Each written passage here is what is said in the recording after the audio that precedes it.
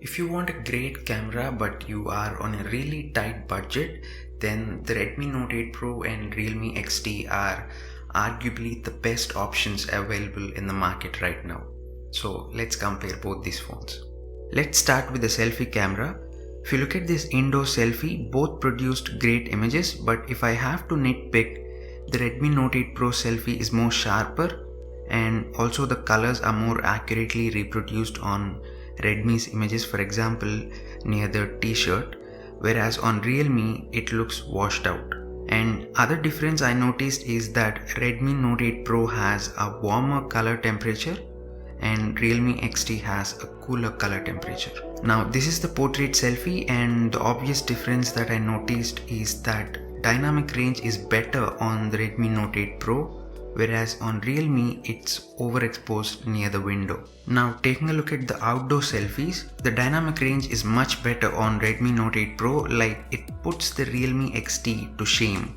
That's how good it is. When it comes to portrait shots, the edge detection is great on both the phones. They are on par with each other, and dynamic range again is better on Redmi Note 8 Pro. Moving to the HDR image, I'm finally happy to see a well-balanced image on Realme XT. I think it's about time manufacturers give HDR by default instead of it being an option. The dynamic range on the Redmi Note 8 Pro improved substantially with the HDR mode, but that said, color reproduction is something Realme XT is struggling with a lot. Now moving to the low light selfie, first things first, the in-screen flash is much brighter on the Realme XT, hence making its selfie a little overexposed, whereas on the Redmi Note 8 Pro the flash is mild, making its selfie a more natural looking image. Also color reproduction is much better on the Redmi Note 8 Pro. So this is the video on the front facing camera of the Redmi Note 8 Pro. How do I sound? And this is recording in 1080p at 30 frames per second. So what do you think about the quality and how do I sound? Let me know. So this is the front facing camera of the Realme XT. Let me know how I sound and how the video looks. Let me know.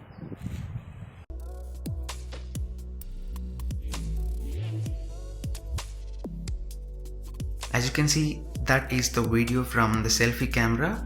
The background is completely overexposed on both the phones, unfortunately, but the audio quality is more richer on the Redmi Note 8 Pro. Audio is really important, so I would give this round to Redmi Note 8 Pro. All things considered, it's safe to say that Redmi Note 8 Pro selfie camera is more capable than the Realme XT selfie camera. Now moving to the rear camera, this is a portrait shot, and surprisingly Realme has more dynamic range than the Redmi.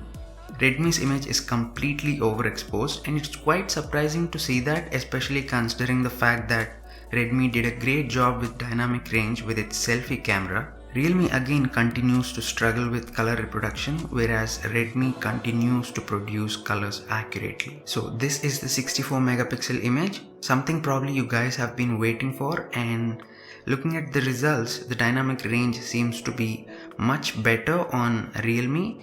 If you look closely, the highlights and shadows are much better on Realme. The colors look a little boosted on Realme's image, whereas Redmi's color representation is better. Coming to the wide angle shots, I know the images are not the same as I lost the sample on Redmi Note 8 Pro, but you can trust me when I say dynamic range is better on Realme but colors are better on Redmi, which seems to be the norm during this comparison. Also the Redmi's images are more sharper as well. Moving to indoor shots, in this picture Redmi is clearly better. I mean, there's no comparison. Even in HDR mode, Realme's image did not improve. Again, on Realme XT colors are boosted, whereas Redmi has a more natural image. With macro shots, Redmi can go very close, whereas on Realme you can't go as close. If you do, it will not be able to focus. So macro photography is another round where Realme just don't stand a chance. Coming to low light shots, Redmi's night mode images has more detail barring the noise, whereas Realme's images has no noise but they're lacking in detail.